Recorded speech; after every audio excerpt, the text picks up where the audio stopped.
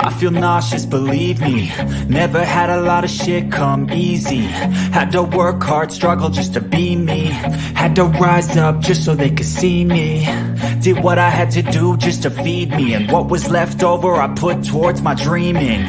But the only thing in life that has meaning are the things you gotta work for, believe me. Take into your hands a plan your own hands can land.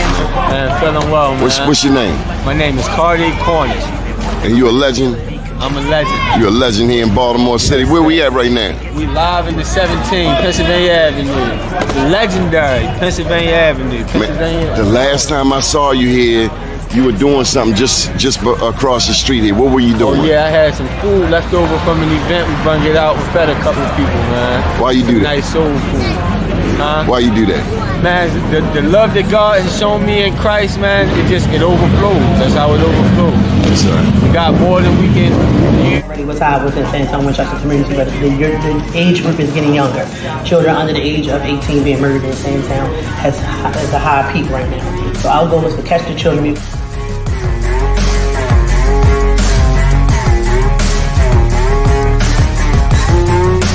Damn.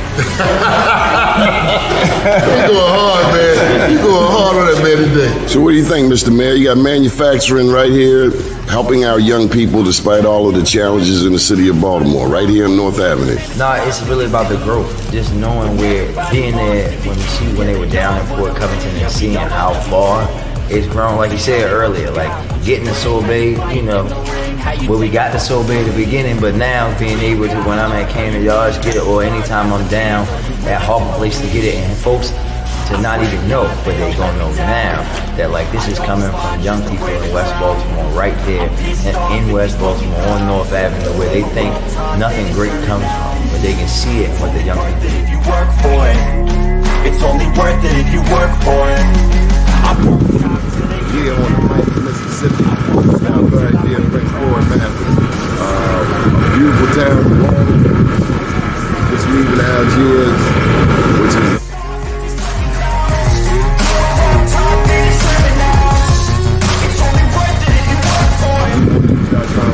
an update 10 years since Katrina. The news before.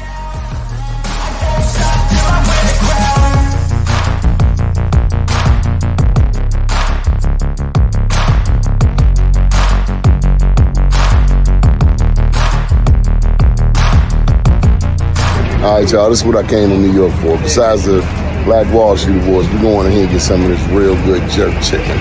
Johnny Glover, out.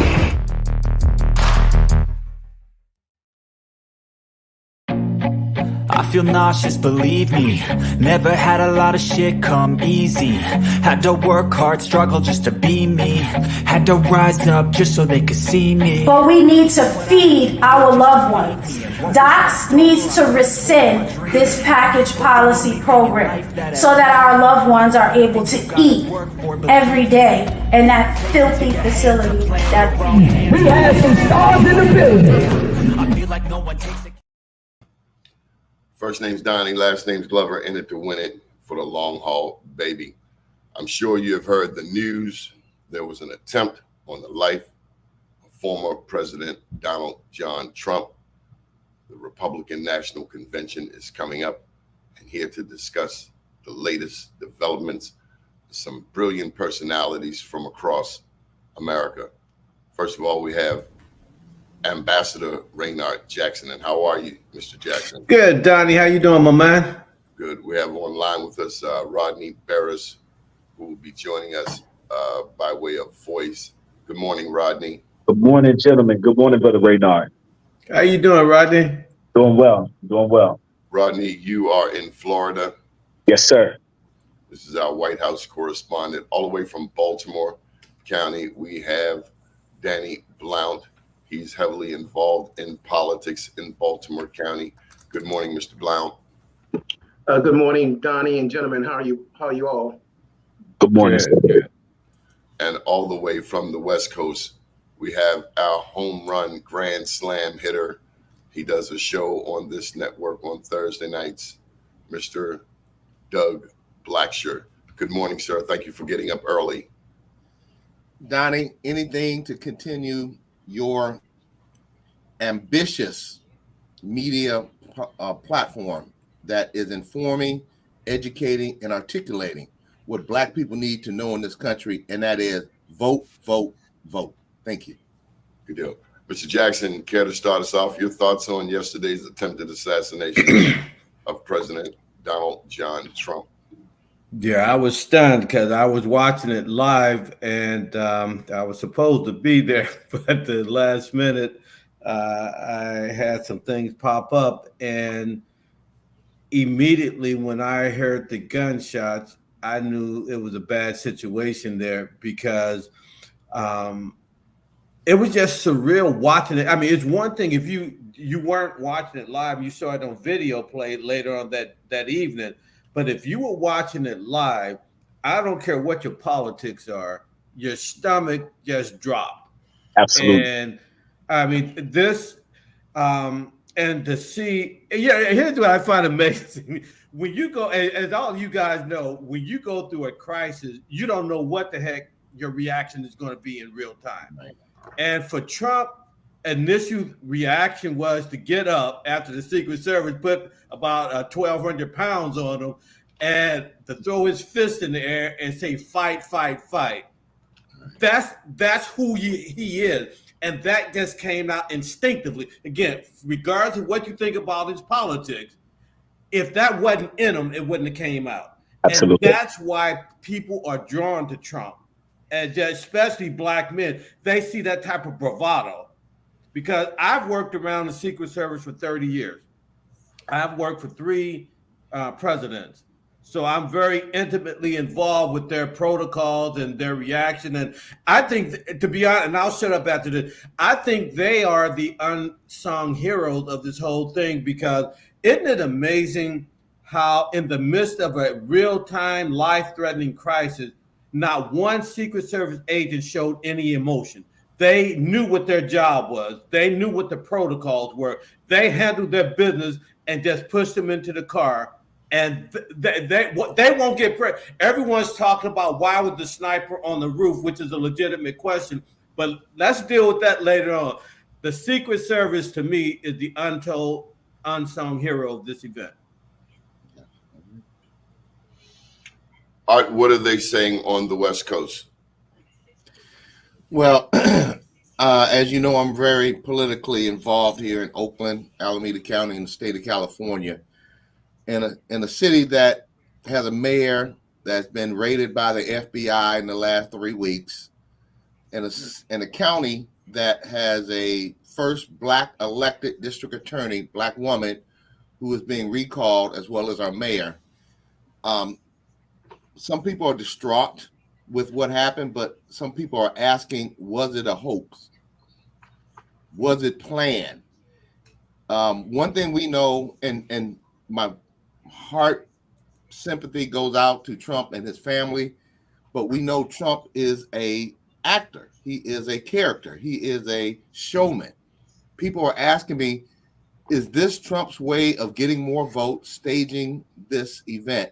So I wanted to put that out there that might conflict with a lot of people saying that it was an attempt on an American president,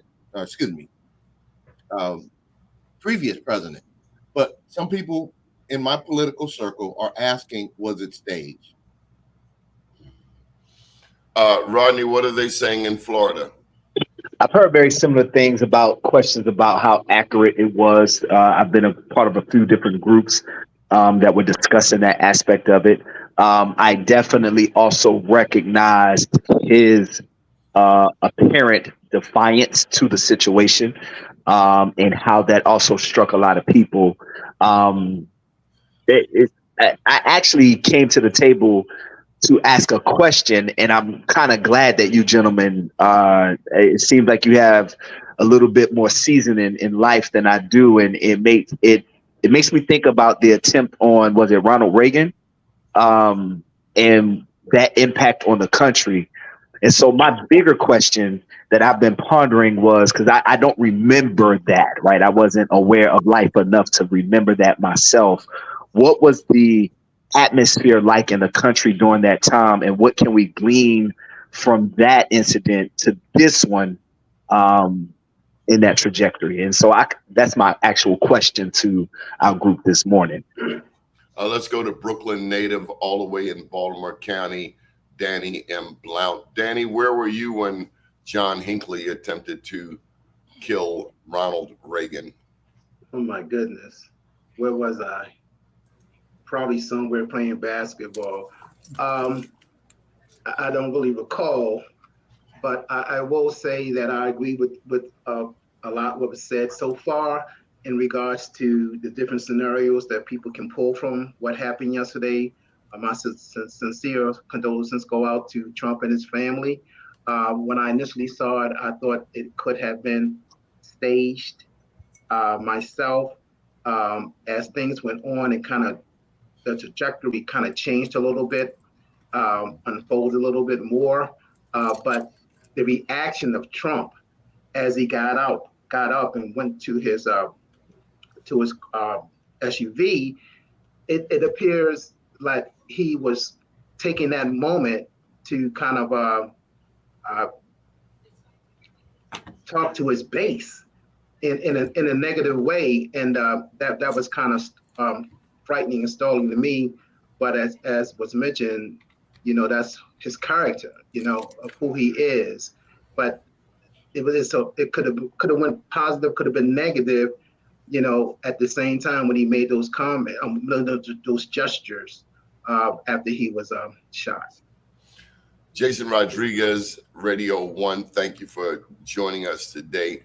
Jason, do you think the President Trump, should have been stunting while there was an active shooter still firing weapons, or should he have followed the orders of the Secret Service so as to reduce the chances of anyone else getting shot?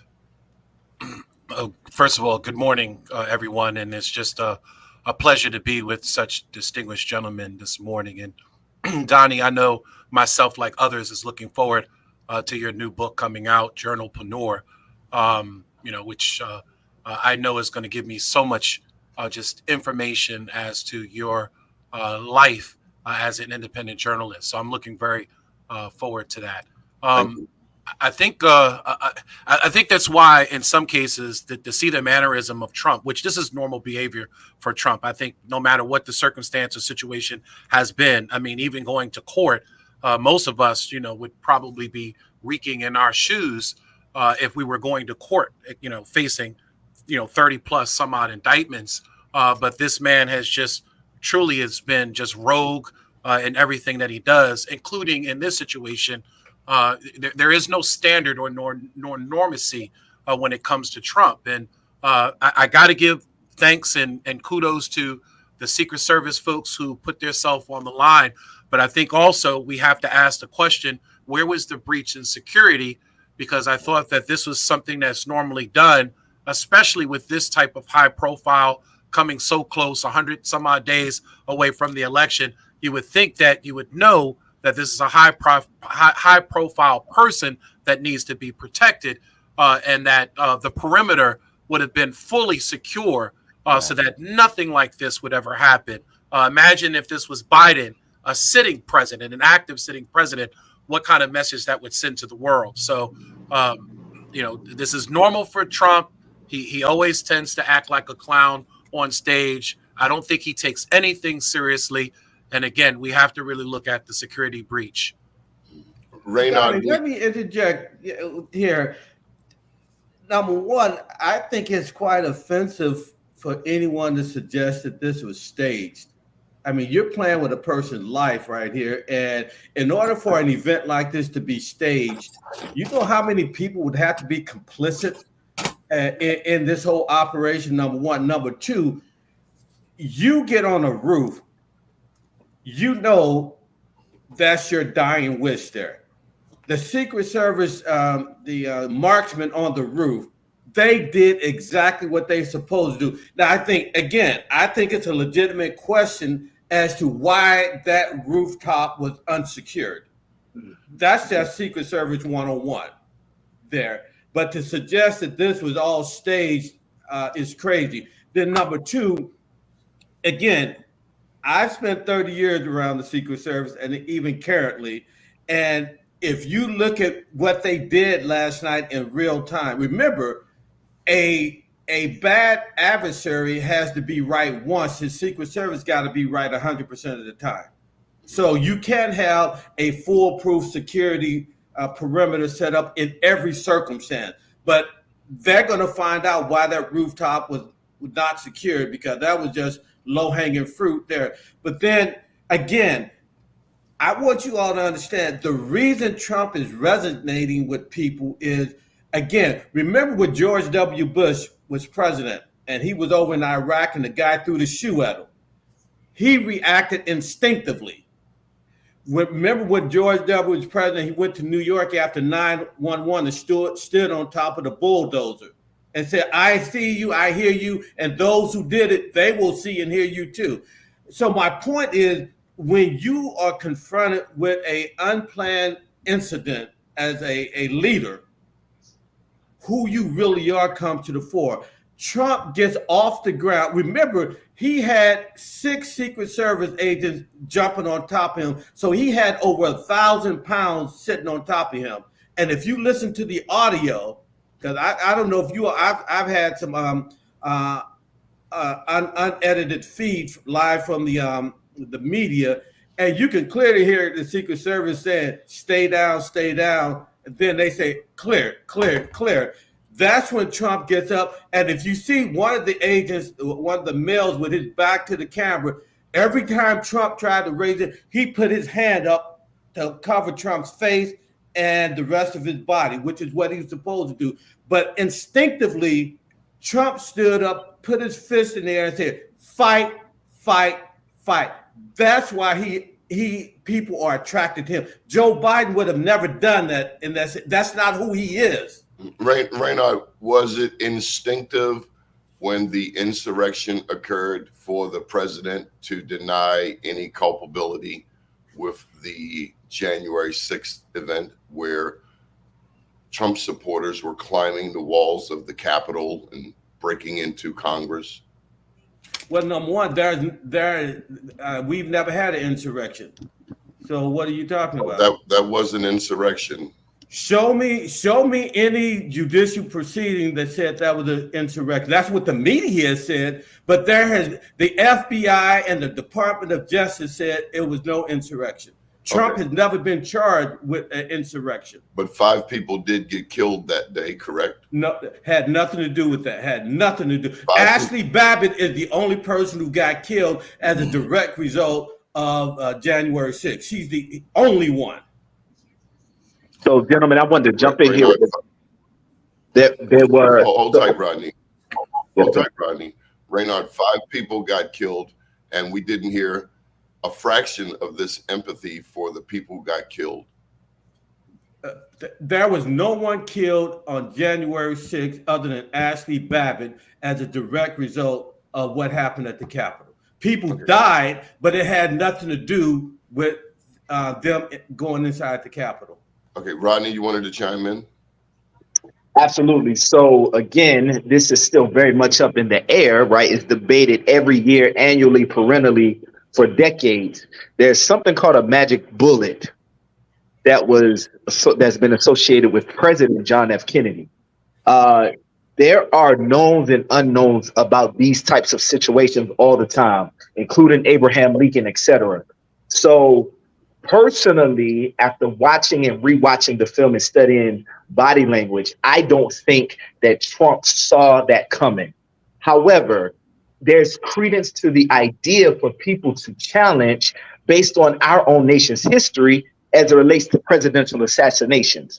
There are several misdirections, and actually, you don't need that many people to be in concert. You need a few, and you need other people to act in their own best interest according to their training, right? You don't have to get 300, 4,000 people to sign off. You get 2 or 3, and then you have an incident that is plausibly deniable.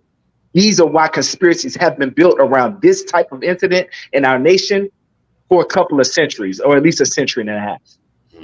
Doug, do you think that the president showed empathy for the other people in the crowd? Absolutely not.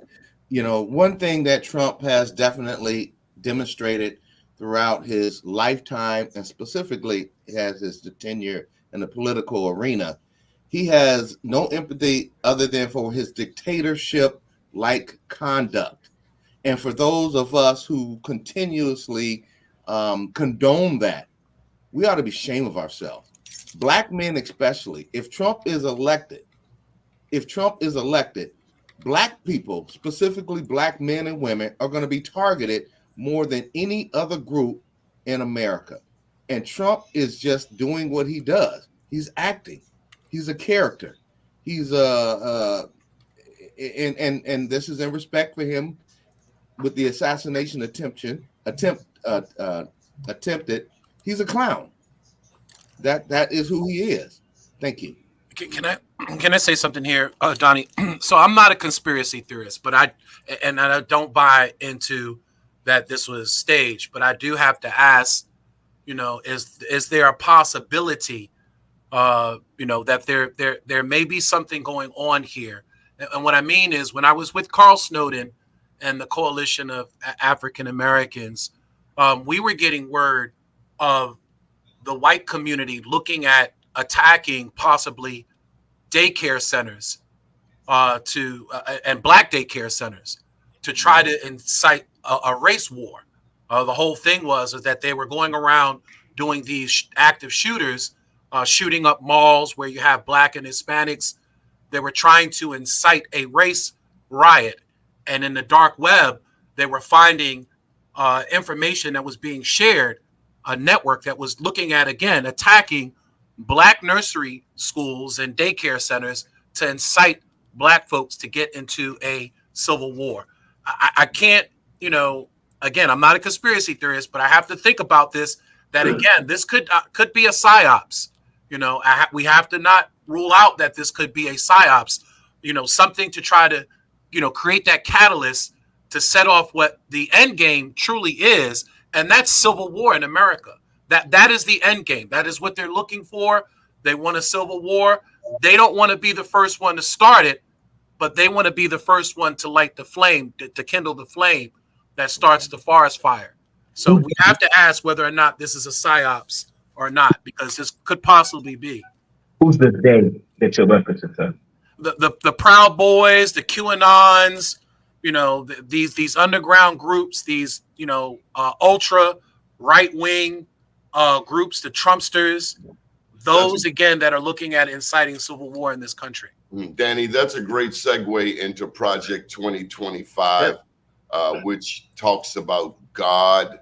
It really makes me wonder what type of God the Heritage Foundation finds worthy of adoration.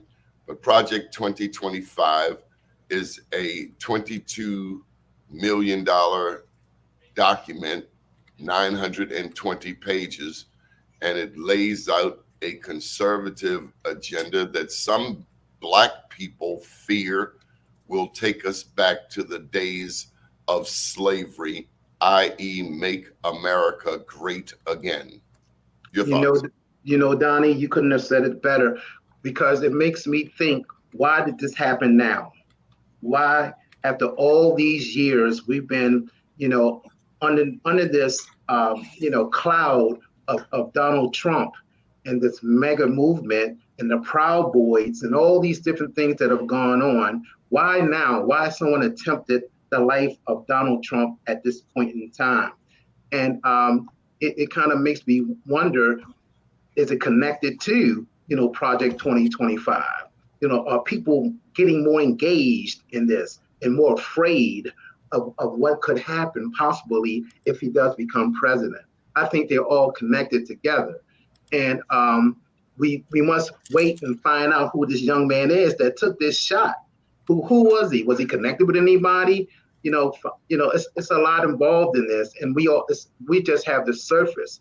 We don't know exactly what's going on. We don't know who's behind all this. We know about the Heritage Foundation. We know about how Donald Trump carries himself.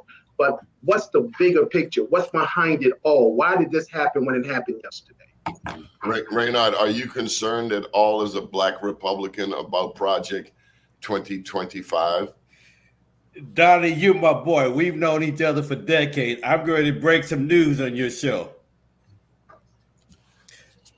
I am a senior advisor to Project 2025. I've been informally working with them since last year.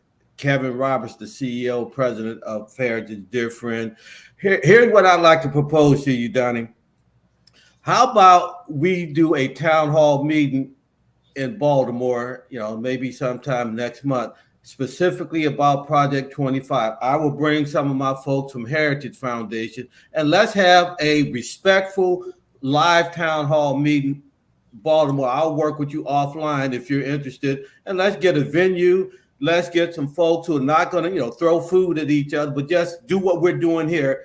Talk, because one of the things I'm focused on with Project 2025 is we're creating the largest database, especially for Black folks who either A, want to work in what we call a Schedule C level presidential appointed job should Trump win in November, which means you're mid-management, and these are all politically appointed by the president, number one. Number two, we want to make sure Blacks are considered seriously for all kind of boards and commissions, like the Kennedy Center board. There are all kind of bipartisan boards, partisan boards that the president of the United States has to nominate. So some of them are Senate confirmed, others just at the approval of the president can put you on a board or a commission. The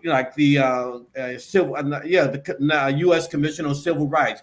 The president appoints X number of Democrats, X number of Republicans. So I'm intimately involved with Project 2025 and all the stuff the media has been talking about, trying to scare Black folks. And the biggest criticism I have for the Heritage Foundation, and I've told them this privately and publicly, they have done a horrible job as far as communicating directly with Black folks about what's in there. And so I would love to have that conversation with you and your followers, if you're so interested, Donnie. We'd love to have you. I have to put this out here that the Russian president, Vladimir Putin, and this is according to Reuters, put out a question that Russia accuses Biden administrating of atmosphere for attack on Trump. Now that's psyops there. Whoever's on the panel with us, that's a psyop. Russia and Putin is brilliant when it comes to media manipulation. Well, I thought that Trump and Putin were friends. Donnie, let me throw this out for the panel and you. I have a lot of friends in the intel community throughout the world, not just the U.S. And do you know what their assessment of Black folks have been since the 1960s? And I've been briefed recently, and it hasn't been changed at all. Their attitude about Blacks when it comes to intelligence is Blacks are very emotional. You get them emotional, they lose focus on what their objective is. And do you realize the Urban League, the National Urban League, the NAACP, Al Sharpton, do you realize that a lot of Russia, Iran, and North Korea, do you know they spend millions of dollars focusing on the Black community and Black organizations with PSYOPs? That's known by anybody in the intelligence community. And that's why Black folks are always emotional, because that's our weakness. Doug, do you think that white people are not emotional? To Mr. in respect to Mr. Reynard, I did a press conference with several other local leaders here in Oakland, California, addressing the NAACP and how some of the local branches have gone rogue. You can Google it, Doug Blackshear, regarding the hijack of the Oakland branch of the NAACP. And we've written a letter to the national branch. The theme behind the NAACP in certain situations have been manipulated locally to where it is in contrast to the national charter that's written by the NAACP. So to your point, divide and conquer. Divide and conquer. The Oakland branch of the NAACP, and I have a relative who is a high-ranking person, that's not just locally here, but nationally here. I've told him that we have got to get back to the national charter. What are the rules? What are the bylaws? And let's follow them. White people and others are dividing us with our own charter, with our own organization. NAACP is the most recognized organization in the United States for what's supposed to be Black economics, Black social justice, Black freedom, Black equality.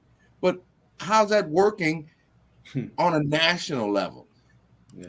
If the national level does not get into sequence, which, and when I mean sequence, monitoring the local chapters, they are rolled and out of compliance with the national charter.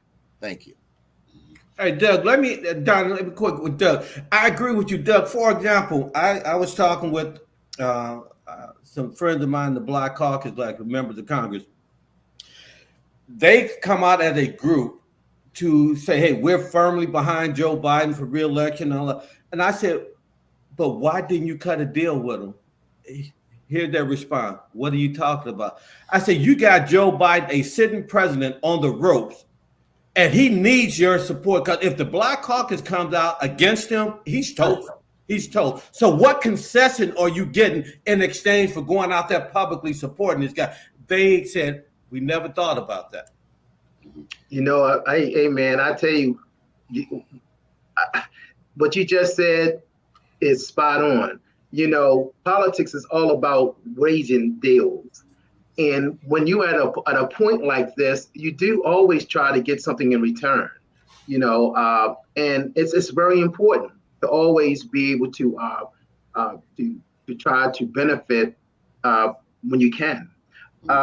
But the thing with Trump, with me, with his crowd of folks that have been like really harboring hate for the last 8 years or so, and then to try to blame the Democrats about what happened yesterday. I mean, this is all his doing. This is all Trump's doing. But Trump never said that. Trump has been magnanimous since yesterday. I mean, he's been a good boy. But he doesn't have to. He has other people doing it. We all know that. He doesn't have to do it. Danny, I want to go to an incident that happened 2 weekends ago up in your neck of the woods. Actually, you're in Baltimore County. Just outside of Baltimore County is Carroll County. A young black man, Davon Dabbs, was driving in a car with 4 white girls, I believe, and a white young man came up to him in the car. I understand that one car, the white guy's car, hit Davon Dabbs's car, and a road rage incident ensued where the Davon Dabbs pulled over. The young white man pulled out a gun. His girlfriend showed up at the same location with a gun. Davon Dabbs, the black man, 20-year-old, took the gun, killed the young white man, and then the young white lady shot him in the leg. Do you think that Trump is stirring the coals of racial violence here in America in the streets? I think for sure he has a part in all of this. You know, it's the thing about with Donald Trump is that he says things that all white folks think about. They will want to say it, but Trump had enough to say it. Once he did that, he became the god. And was this in response to 8 years of a black president? I believe so. I believe this has to do with 8 years of a black president. How about you, Jason? Do you think this is in response the Trump ire, the way he stroked the fires of racial hatred here in America? Is this in response to 8 years of a Barack Obama administration where you not only had a black president for 8 years, but you had a beautiful image of a black nuclear family, father, mother, children. No, and I say no because if you look at the numbers, technically the country was already split. You had 51%, 52% of the vote. When you look at the different elections that he won, the country was still split. This was the tone of the country coming into Barack Obama. And in some cases, their message was a little diluted because you saw white women who normally vote on the side of their white husbands. They usually follow the household.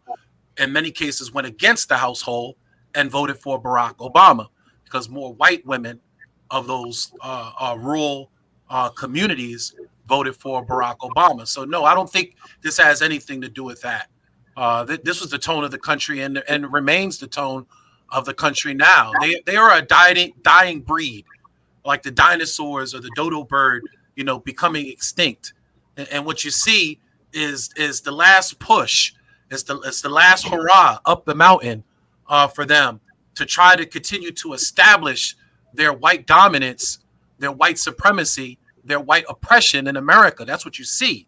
It's the last fight, the last struggle to uphold it. That's why you see women's rights being trampled. It's not about preserving black women rights. It's about preserving the white right, preserving the white babies. That's what it's all about. So, again, this country has been very divided. But what I'm looking forward to is that this country is truly becoming a mixed melting pot. There are more intergenerational marriages. There are more ethnic groups coming in that are diluting that whole white ultra conservative viewpoint. And eventually they will be gone. They will be extinct. They will be a memory in the history of time. Doug, do you think the rollback of Roe v. Wade is the result of a fear in portions of white America because white people aren't reproducing at the rate, say, of Latinos? Latinos have expanded beyond the number of blacks. When you look at the thousands of Latinos that come across the border, do you think that white America is afraid that their numbers are dwindling? Donnie, that's an outstanding question. That's absolutely correct. Hispanics are coming over the border at uncountable rates. White America feels that if they pit black people against Hispanic people, then they can divide us and conquer us. And Ambassador Jackson, Mr. Raynard, let me, I respect what you do for the Republican Party, but Malcolm X so eloquently stated that we got house Negroes and we got field Negroes. I'm a field Negro. If somebody gives me an opportunity to run to freedom, I'm going to run. But the white man is looking at getting enough house Negro to control enough field Negro so that he can win this election. Trump has said out of his own mouth, and you can Google this, there are 3 groups of people that he's going to stop coming into this country: Hispanics, South America, Asians, and African. Now, for me looking at this stage, we all are Black Americans or AKA African. So who's he referring to? He's referring to us. And the reason for that is he has to increase the population of the white people in this country so that they can, in their mind, get back control of this country that has been led by white supremacy since the indoctrination of this country. And that's what you need to focus on. What is the end game for the white man to get control of this country? Barbara Lee, who is not going to be running again, but I'm supporting her nominee, which is Latifah Simons in the Bay Area. We have got to get some political leaders out there who are not house Negroes. They want to be Harriet Tubman and lead the field Negro out of this mind-boggling thinking that we are helping ourselves by helping Trump. No, we're hurting ourselves. Thank you. All right, my reply to that, Doug, is very simple. Number one, we have at least 40 million folks in the country illegally from all over the world.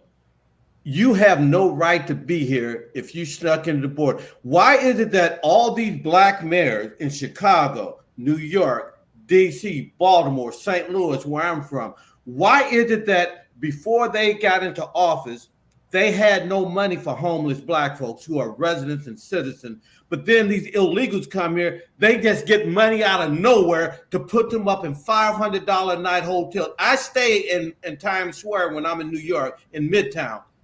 I could afford to stay in a $500 a night hotel. I don't. And you're putting up illegals. Number two, they have the audacity to complain that they don't like the food we're giving them. Well, take your little rump back to your country. And when Trump said a couple of weeks ago, black jobs, we know exactly what he was talking about. I've sat down over drinks with Roland Martin, with Joy Reid, all these guys over drink, and we sitting up here laughing and joking about, hey, you don't see any blacks on the construction site anymore. Why? Because these construction sites are paying these illegals under the table or below the table wages, and they're knocking out black folk. Even I have a nephew that's a card-carrying union licensed plumber in St. Louis. I had to call one of my congressman friends to get him some work. Reynard, how do you think the indigenous Americans felt when the Europeans came to these shores and gave them blankets with disease, when the indigenous Americans attempted to feed them after their journey here? I guess what I'm asking is, who is really illegal in America? Does the European have the right, because of manifest destiny, to infect and kill and slaughter an entire group of people for their own benefit? Isn't that immoral, if not illegal?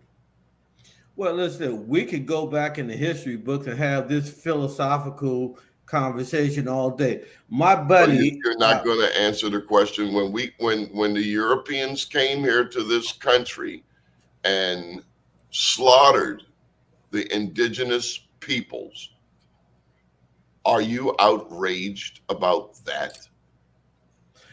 From a historical point of view, yes, but that was over 200-300 years ago. What are we going to do? Was not long after that, and we are still dealing with the ramifications. No, we're not. Yes, we are. The notions of white supremacy, and I say notion because my mother taught me that, Donnie, you're not better than anyone, and no one is better than you. So when I hear black or white people talking about white supremacy, and I know that the first human beings came out of Africa, that the San Bushmen in Namibia have the oldest DNA on the planet, then I know that all people come from black people. So no question. The notion of white supremacy is laughable.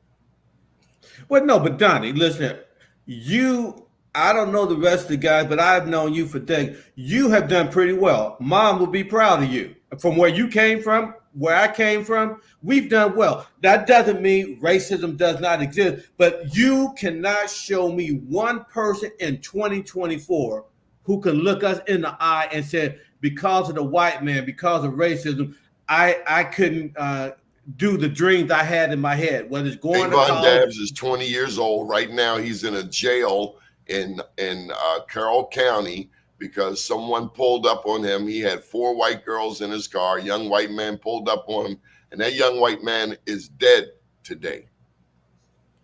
And it's because of racism. It was a racial. But Donnie, we know it exists. But my point is, Trayvon Martin was killed over a pack of Skittles in Sanford, Florida. But Donnie, and there's and no way George you're gonna make Zimmerman, who everyone knows killed them, is walking around free.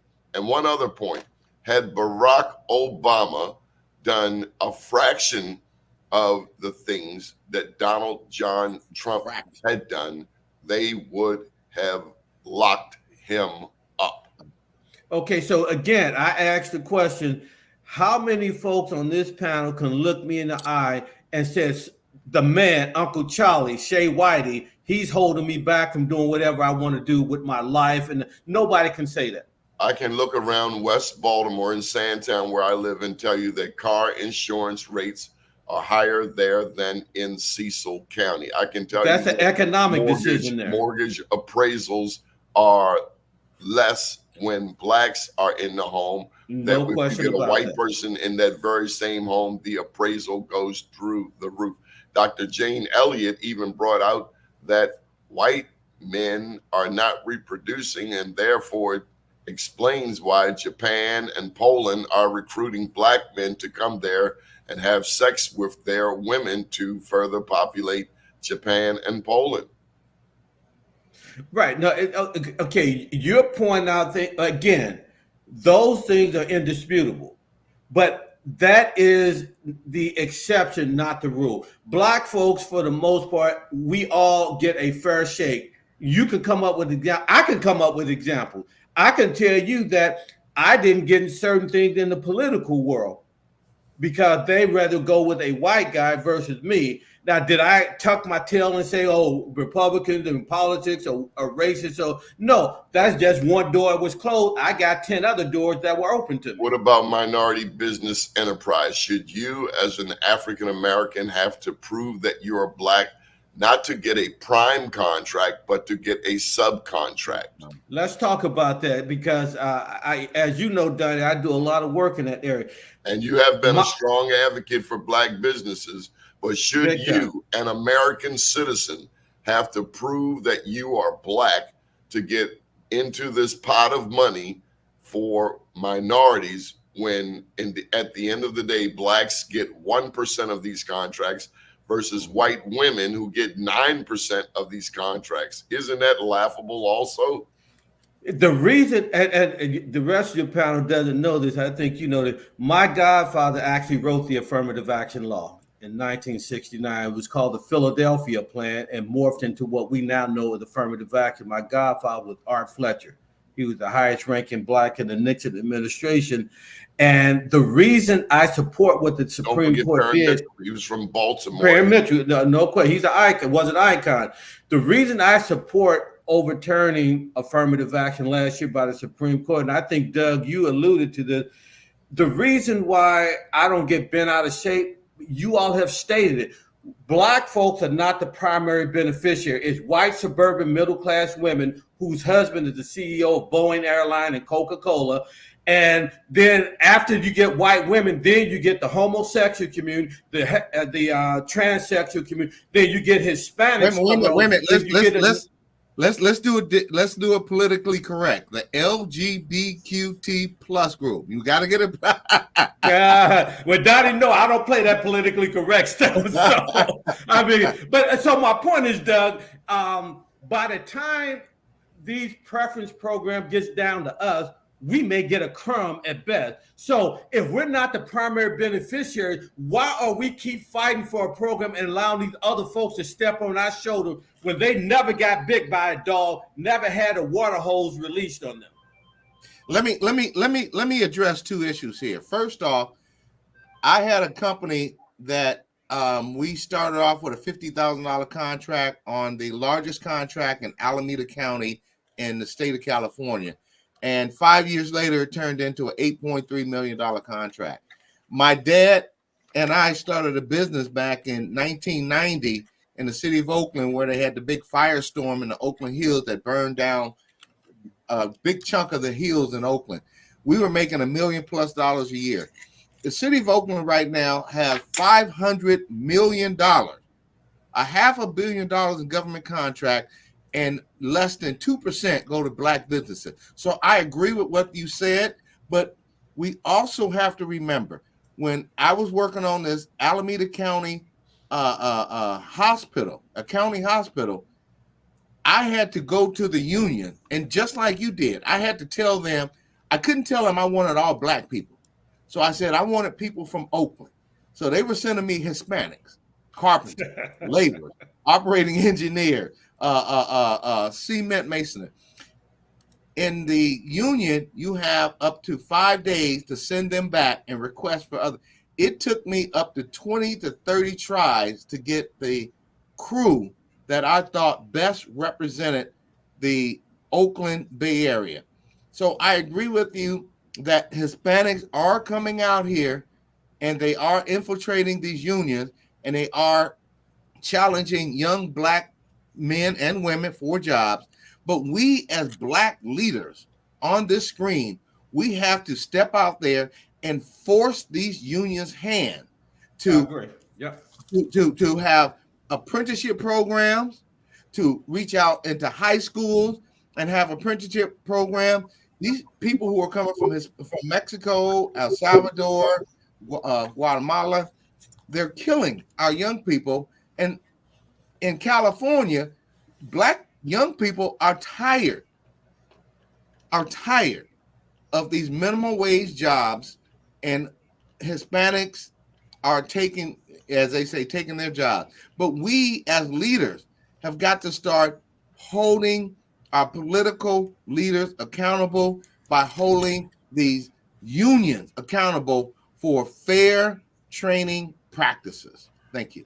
Johnny, let me ask you this. Can I chime in? Hold on, Raynard. We gotta spread the ball around. Rob, Jason, and then Danny.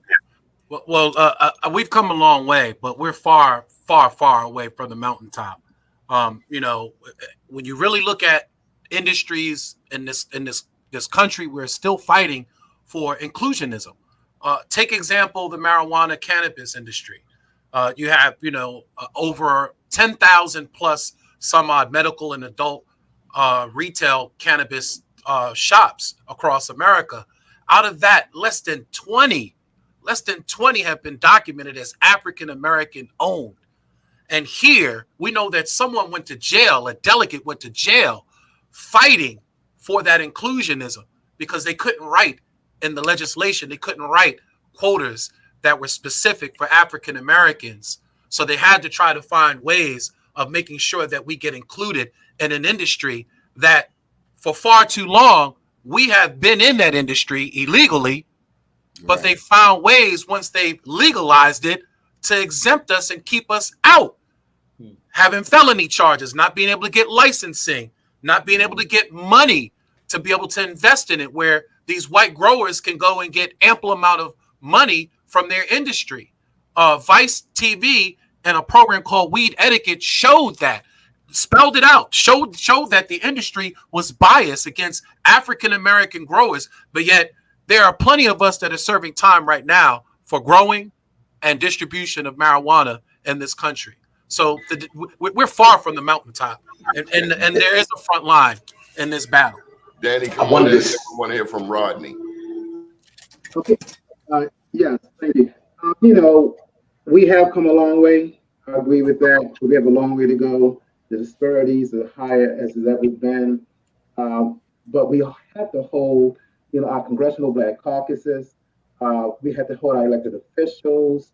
We need to make them, hold them accountable to push our agenda. What's the Black agenda? It's always walking around talking about, especially in Maryland, about we have the largest congressional Black caucus. What does that mean? So Danny, Raynard actually then has a point. And Raynard, we do need you in the Republican Party, because if we have all our eggs in the Democratic basket, then we are not able to benefit when the Republicans are in power. At the same time, a lot of these far right-wing Republicans want to bring guns to the table, and it's quite, it reminds me of cowardice I mean, Trump was a draft dodger, wasn't he? Mm-hmm. So it's like the guy who always starts the fight, steps back and lets other people fight. I'm from North Avenue. We had to fight. Wasn't nobody fighting for me, Raynard. So when we meet a Trump who starts a fight and runs and hides behind people and puts his fists up, it's like, come on, man, you a sucker. Okay, Donnie, you bring up a great point. Two things. Number one, Biden passed the infrastructure bill, the CHIPS bill, and the Inflation Reduction Act.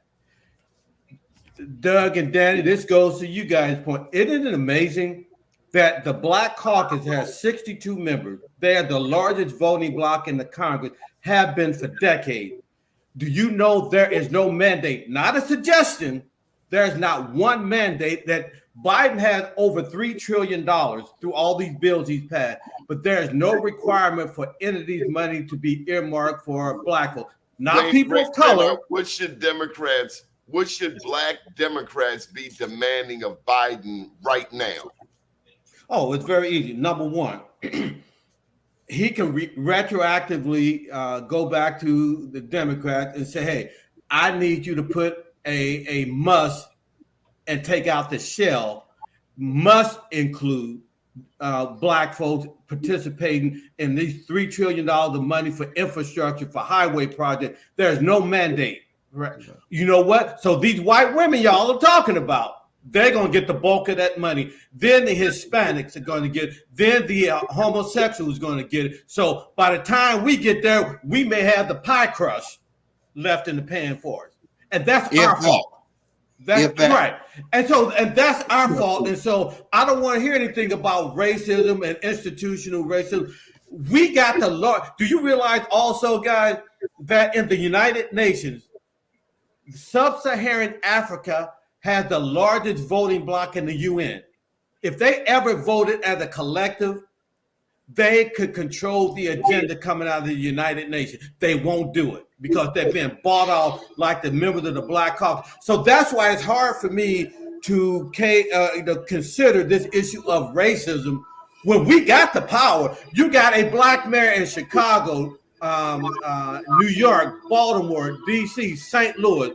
How in the hell do you find all this money for illegal that you can't find for citizens? Final thing, Ukraine.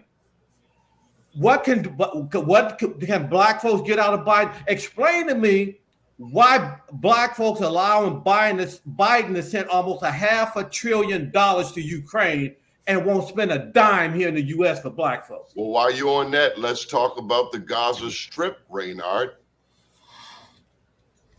Well, listen, you got people on both sides of the aisle on that issue of Israeli-Palestine. Biden, again, this goes back to Trump yesterday. Biden, as you know, Johnny, I do a lot of work throughout Africa. And Biden is viewed as extremely weak by world leaders. From Europe, from Africa, from Asia. I talk to them all the time. They say don't Trump, respect Joe Biden. Trump is Putin's girlfriend. I mean, you've seen the picture. But Donnie, I forget who it may have been Roosevelt who said, it's better to be feared than to be loved. These world leaders fear Trump. That's why he's able to get what he needs out of China, and et cetera, et cetera. They don't fear Joe Biden. Do you think this Palestinian issue would have happened if Donald Trump was in there? Do you think Russia and Putin would have invaded Ukraine if Trump was in the White House? Heck no. He did it under Obama in '94 when they annexed Crimea, and then he did it when Biden was in there. Would never have happened under Trump. So we're about to be joined by an expert. I just want to clarify.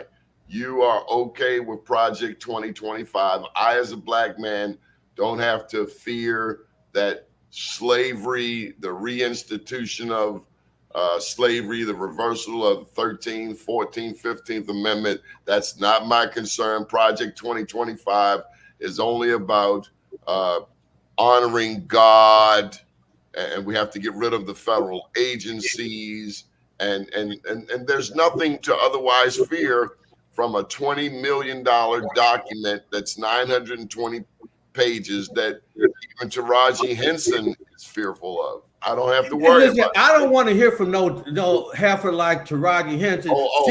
Stop. No, we're not going to do She is that. not a well-read person. We're not She's going to not a call well-read that. person. Welcome to the show, Honorable Carl Snowden. How are you, sir? You first informed us and this network of Project 2025. Any thoughts on yesterday's assassination attempt on Donald John Trump? And then any thoughts on Project 2025? Are you still concerned about it, sir? Well, first, thank you for the invitation. Thank the brothers who are on.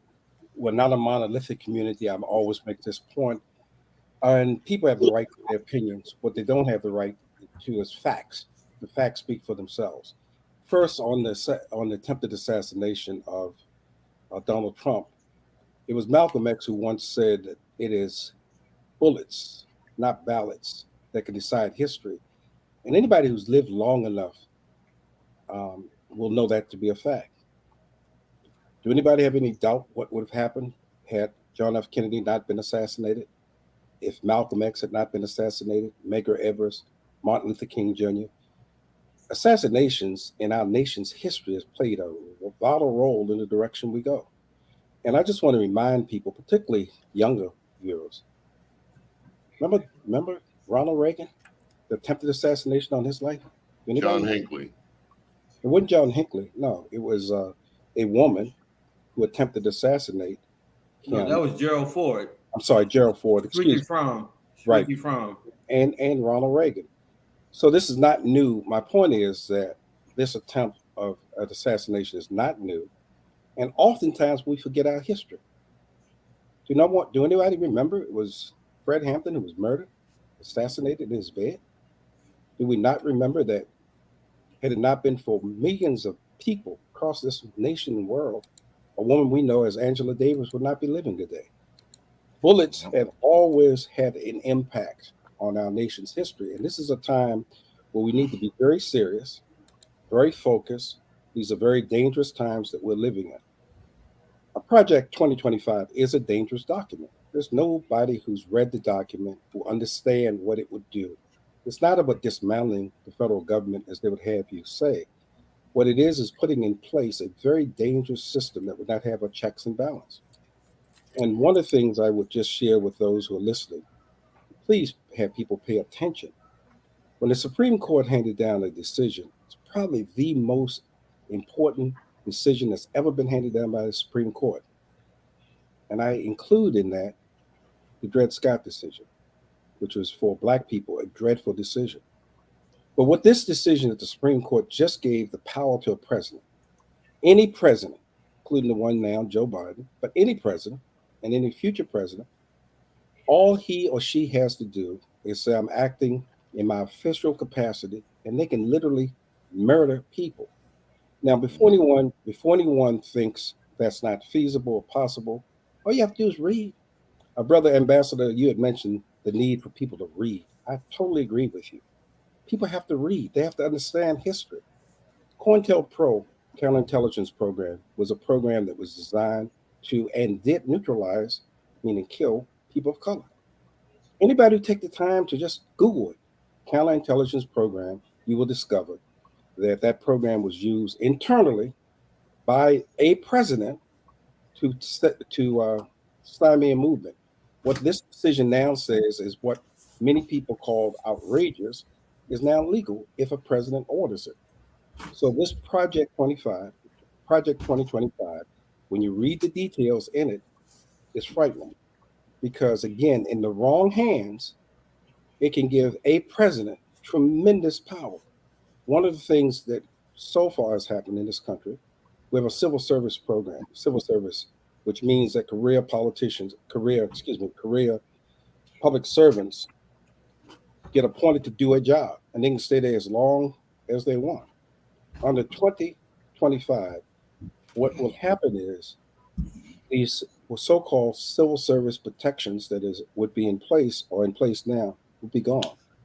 And that simply means that anybody who does not purport to go along with whatever the president is saying can be terminated. All you have to do is just give a few minutes to think. And lastly, let me just share this. I've been thinking ever since yesterday's attempted assassination of something Martin Luther King Jr. said on the day he was on the eve of his assassination. Dr. King said we have some dark and difficult days ahead.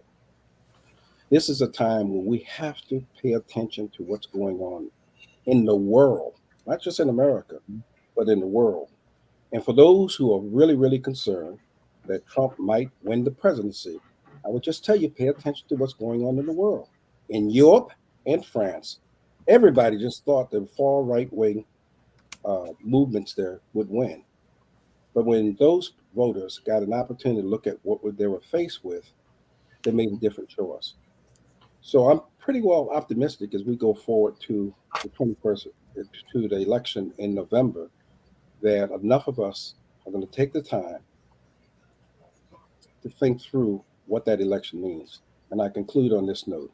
There's not a single person, that's on this call will be affected by the election 2024 in any adverse way, because you've all lived through previous administrations. What will happen, however, if the election goes wrong, is our children and our grandchildren and great-grandchildren, which will have to deal with the brunt of a decision. So again, Donnie, thank you for inviting me. I got to ask you this quick question, Honorable Carl Snowden. On July 4th weekend up in Taneytown, a young black man, Davon Dabbs, is now charged with murder. A racially motivated incident happened where a white man with a gun he hit his car and caused him to pull over. Young black man called 911. He had 4 white girls in his car. And long story short, the white man who pulled the gun got killed. His girlfriend showed up and shot the black man, Davon Dabbs, in the leg. And this happened in Taneytown. And I mentioned Dred Scott because it's happened right there with Judge Taney in a place named after Judge Taney, who was responsible for this Dred Scott decision, a landmark piece of legislation that held the Constitution did not extend American citizenship to black people. Any thoughts on that? Yeah, just really quickly, I'm glad you mentioned Judge Taney, who used to have a statue here in Annapolis, by the way, at the State House, was there for over 100 years. We organized, mobilized, and energized the community. And Ambassador, that statue came down. Nobody thought it would come down, but it did. Ambassador, I've come to you because you talk about reading history and knowing something about history. One of the things I like to share with you, and if you already noticed, that's great. Most people made the awful mistake of thinking that in 2023, when the Supreme Court struck down Roe versus Wade, that is the first time in American history that the Supreme Court had taken the rights away from women for reproductive rights. It's just not true. And again, if people read their history, do you realize that the Dred Scott decision that was decided by the Supreme Court said the following, in essence: black people have no rights that white people were bound to respect. And what that literally meant was black women could be raped, and they were. Black women could be forced to bring a rapist baby to term, and they were. So the argument that the Supreme Court, for the first time in its history, struck down the rights of women for their reproductive rights is not true. It's the first time it happened to all women. But black women have had a unique and illicit relationship with this Constitution. It was Sojourner Truth who eloquently said, "Ain't I a woman?" So those of us who know the history understand that we're living in some precarious times. What happened to the young man that you're describing, unfortunately, Dottie, is not an exception. It's happening all over the country. I wish some of you have the opportunity to Google Lawrenceville, Georgia, where the new black mayor just got elected.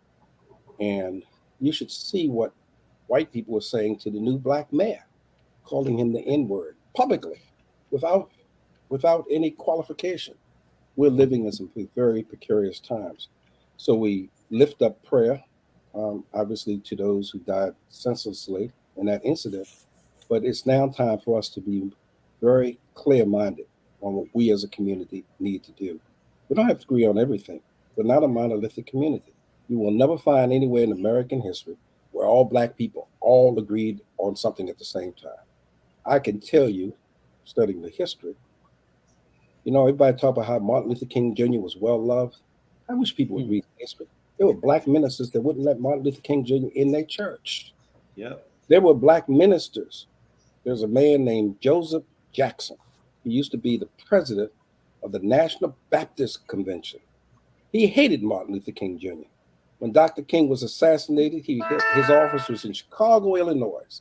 And when the city council decided to name the street after Dr. Martin Luther King Jr., the street that his church was on, he paid $250,000 to have his church turned around so he wouldn't have Dr. King's address as part of his address. I mean, the hatred we have for each other is unbelievable.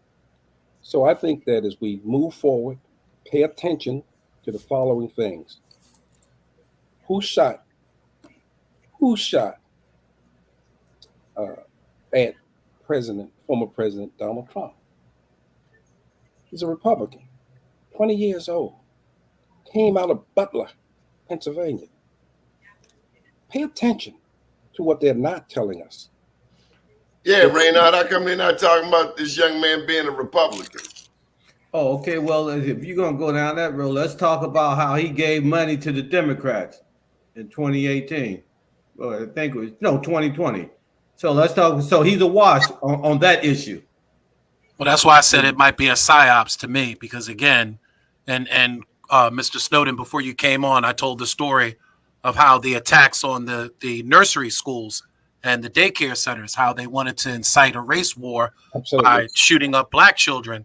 What I see is if this turns out to be someone that is a Democrat, you may get some of the folks from the Proud Boys and the QAnons going around and indiscriminately going after folks who they deem to be Democrats, LGBTQ, white women, Asians, Hispanics, anybody that they may deem, Jewish people, anybody they deem may be Democrat, they may decide to attack in the process. And that's what I mean by this could really be a psyops operation. Well, you know how you deal with the issue is the solution to this problem is very simple. You do the crime, you do the time. We have gotten this, and Doug, I guess you're out there in California. Donald Trump will pay for those 34 charges he's been convicted of. Well, let's wait till the appeals process is over, because I guarantee you that those 34. If he was a Black man, they'd have locked him up a long time ago. Right now you're defending this privilege, and this privilege is so narcissistic. He wants the privileges of a king, but has the accountability of a toddler. And I don't think as much as he stacked the deck with the Supreme Court, that the Supreme Court's going to protect him in this situation, because this is something that happened before he was president with the whole porn star scandal. No. This won't hit the Supreme Court. This will get overturned on appeal with the New York Supreme Court. Do you know Clarence Thomas? No, very well. Can you tell me where he will be? Because I'd like to throw some hot urine on him. Wait a minute. Let me say this, Raynard. I live in California, one of the most progressive states in the union, if not the most, fifth largest economic vehicle in the world.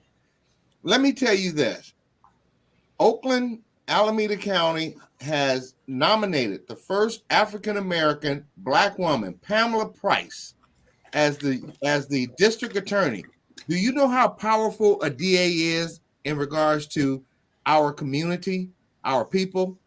They are tremendously. They can determine whether you get life, whether you get parole, whether Black people get treated fairly or differently. I am Pamela Price's alternate delegate for the California Democratic Party.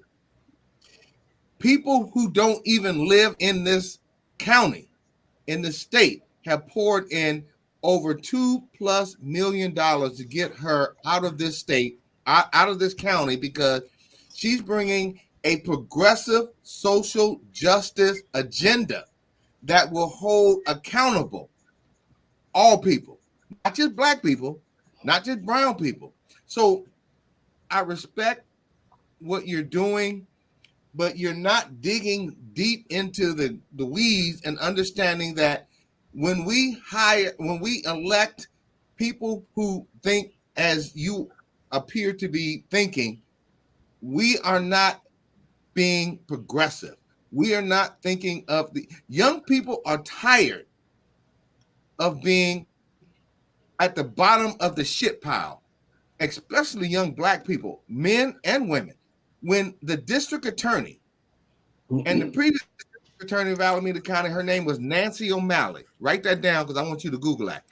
She was ranked #1 in the nation, not in the county, not in the state of California, but in the United States for putting black men and women, young people, in jail.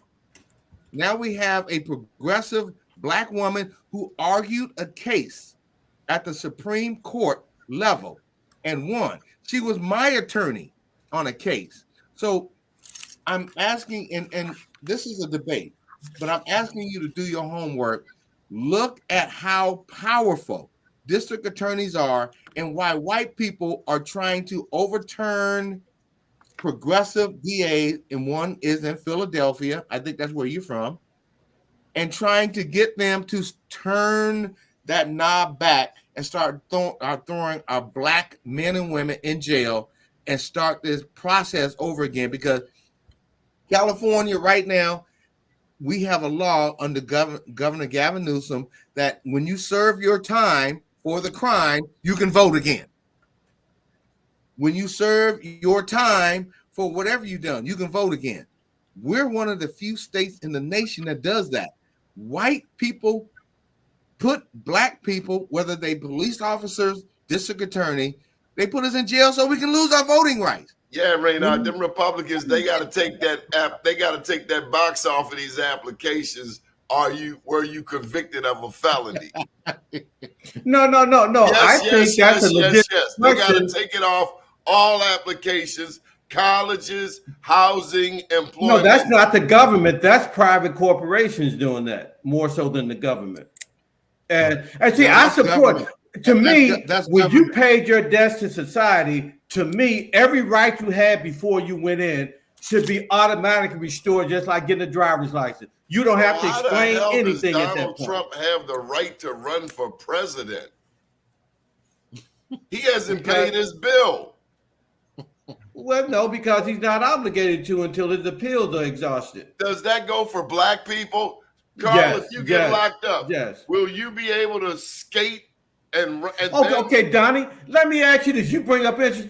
Here's another reason why I am so hardcore on kicking out any illegals. We got to deport all 40 million of them. The Europeans are illegal. They took this country from I know folks from Russia. Americans, man. Donnie, I got remember the Alamo? Russia who are in the country illegally. You know? Right. But let me ask you guys this then. How is it that when Pookie and Raheem get picked up for a parking ticket? I'm sorry, are those white racists? I self-identify that they're white, so it must be true. So, but no, riddle me this. Did you say Billy Bob? No, we don't have to go down that far in the South. When these illegals commit a crime, whether it's murder, rape, in most cases, they're out of jail before the police can do the paperwork. Now, if you and we rape somebody, we get no bail, but yet an illegal gets released on his own recognizance every day, and black folks who get picked up for a minor jaywalking charge got to stay in jail. Well, why do we as black folk allow white liberals to promote policies like I want to dig up the body of Christopher Columbus and charge him with genocide, and then I want to tax all of his proceeds that Spain and Portugal have gotten. And while we're at it, I want to charge Napoleon Bonaparte with the invasion and enslavement of Haitians, and I want restitution, full restitution for the country of Haiti. Donnie, I wish you would answer my question about how illegals get out of jail and black folks can't. Brother Jackson, let me see if I can respond to that, if I might.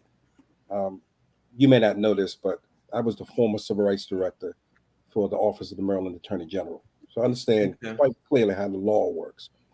One of the mistakes I think we often make is people say things as if it's true. You just made a statement that's just not true. It is true. Let me finish my point. You said that if you're an immigrant or illegal, as you call them, and you commit a crime in America, you get to walk out the jail cell. You don't get to. It's just not true. I tell you what. You ask the Haitians who have been arrested in this country for a variety of crimes. Different level of justice. No, they're illegals. People who've come to the country illegally. They don't get to walk out of a prison. We make these statements that I think that when you really bear down on, and here's what I would ask you to do. In fact, not you. I ask anybody who's watching this program. Let's just make it real simple. You could Google what you just said, whether or not if you're an illegal immigrant who's in this country illegally, you get to walk away. We don't have to argue this. Each state has data on persons who are arrested for a crime. Oftentimes, not only are people not allowed out of prison, depending on the nature of the crime, they're exported. They're actually taken back to the country.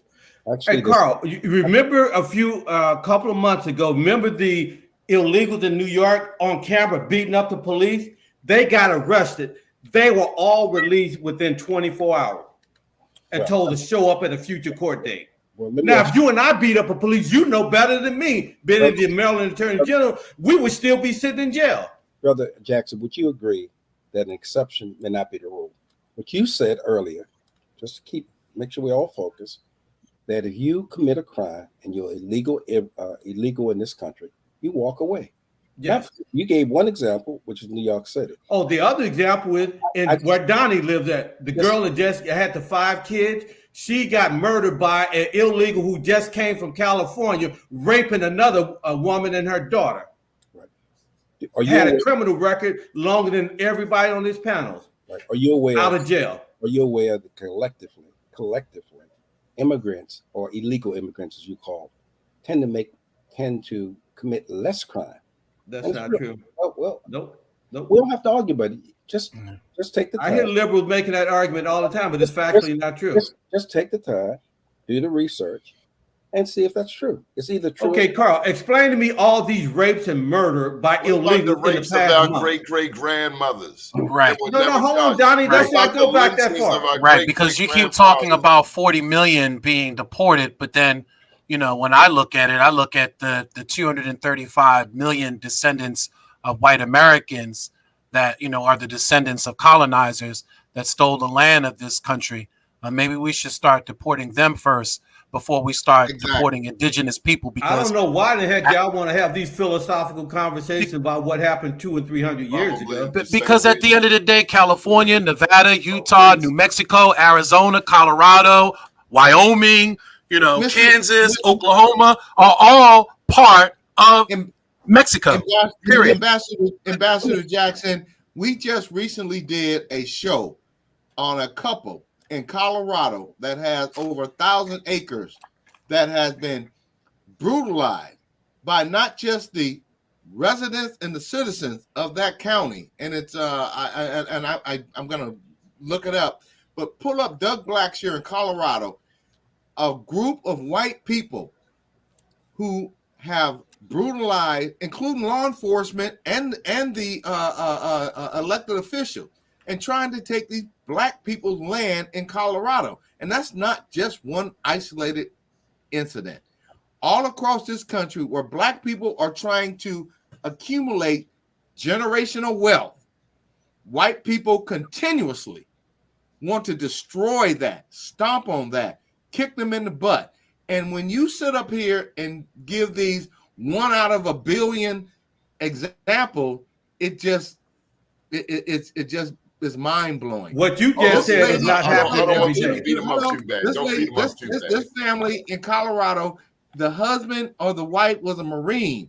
They had to have the black people all across. After we aired this story, black people all across this country went down there and protected this ranch owner family. Where's Al Sharpton? Where's the Congressional Black Caucus? You got a black congressman from Denver. We are slaves. Okay, so what are you doing about it? I mean, you got all these handkerchief head black folks in office not lifting a finger, but yet you let Donald Trump say something crazy. Al Sharpton would miss his mama's funeral to run in front of a camera. But the situation you're talking about, where's Sharpton? Where's your Democratic governor in Colorado? Where's Joe Neguse, the black Ethiopian congressman from Denver? Where is he at? I don't know where they are, but I know where you black men are, and you're right here on this network. Mr. Snowden, you're the elder. We'll give you the final thought, and then we have to go. I just want to ask Brother Jackson a question, because we've not met first, so please forgive me not knowing a lot of your background, but I'd be very curious to have you answer a question. It'll take as long as you want to do it. America, we were told, started with 13 colonies, correct? Yep. Could you take a moment and explain how we went from 13 colonies to 50 states? How did that happen? Through force. Yeah, what kind of force? But there's only one kind of force. More force than the guys you're fighting, and we bought the land or took the land. One of those two scenarios. So 14 million was the deal for the Mexican territory, but that was after the Alamo. So okay, but that's already been done. So we're not going to undo what's been done. Why not? Well, you run into all kind of illegal issues, and plus, who's going to fight America? It was never legal. It was manifest destiny. A certain group of people. Okay, yeah, well, you can make that argument, but it's done. It's done. And then they talk about God in the Project 2025. I don't know their God. Right. Well, I'm gonna make you a Christian, Donnie, when I finish with you.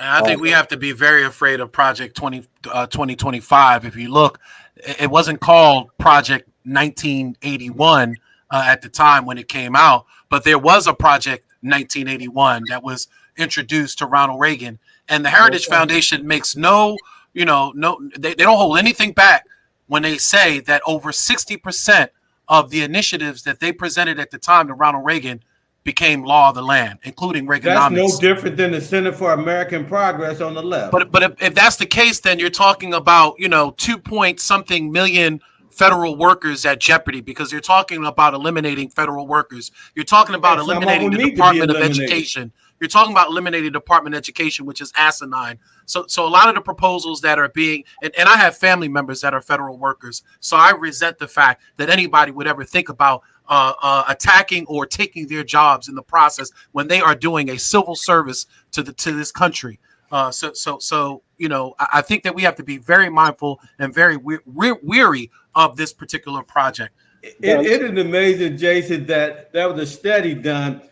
The Congressional Black Caucus, almost to the tune of 100%, is totally against school choice and vouchers, but yet they send their kids to private school. I find that amazing. Well, first of all, again, there are 50 plus congresspersons, and again, you made a statement. It's just not true.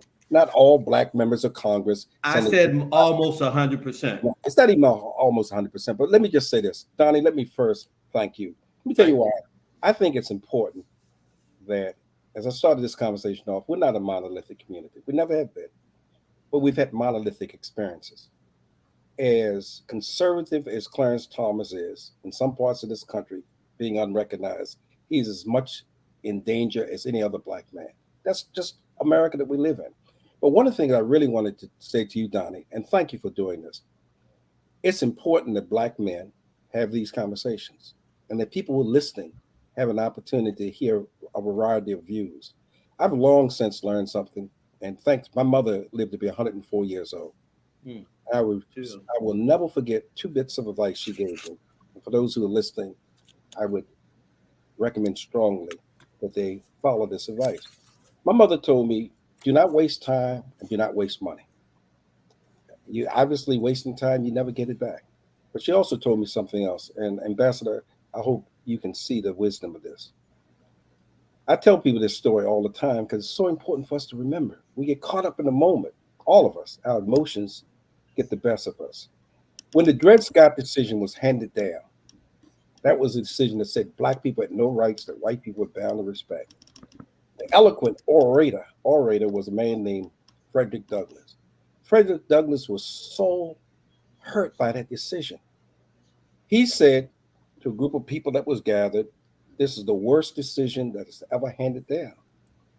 He was very disgruntled. He was very hurt by that decision. And in walked, and as you know, Frederick Douglass was an educated, self-educated black man from Maryland. In walked a woman. Her name was Isabella. We know her as a Sojourner Truth. She had 13 babies. She walked in and she saw Frederick with this despondent look on him and said to him, "What's wrong, Frederick?" And Frederick responded, "The Supreme Court has just handed down this decision and it will set black people back forever." And she said, "Is that all?" He looked at her as to say, "Did you not understand what I just said?" So in a very condescending, patronizing way, he said it again. The Supreme Court has handed down a decision that leaves black people with no rights. And Sojourner Truth responded in the following, which is what my mother taught me. She said, "Frederick, I didn't know you believed in the Supreme Court. I thought you believed in the Supreme Being. Boy, look at the North Star. Our God has not brought us this far to leave us.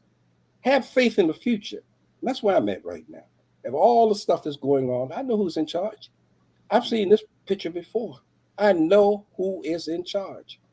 I lived long enough to see Ronald Reagan, who everybody thought was going to bring this nation to its knees, have to have his wife at the end of his term whisper in his ear, "Ronnie, we're here." Mm-hmm. We saw before our own eyes what a God can do. I've seen it. So I'm very, very concerned, not about the past, but the future. And I want to make sure we as a people understand who's in charge. I've seen it too many times. When they think it's all over, we have a God that intercedes, and he does amazing things. At the height of the civil rights movement, when buses were being burned in 1961, when if you had asked the majority of people, black and white, do it look like we got a future, many would have been saying no. But God, in his infinite wisdom, in 1961, brought a white woman and a black man together and produced a baby called Barack Obama. And 45 years later, the nation would see what God can do. So I would just say to people, be cool. This is not the end of the world. We've been here before, and we will survive this, and we'll be stronger as a result of this movement. So thank you for this opportunity again, Donnie. Thank you for doing what you do. Thank you for telling us about Project 2025. My big brother, my blood brother, called me and thanked me, and I have to thank you because you pass it on to me, and I pass it on to others. Thank you. Good afternoon, world. God bless.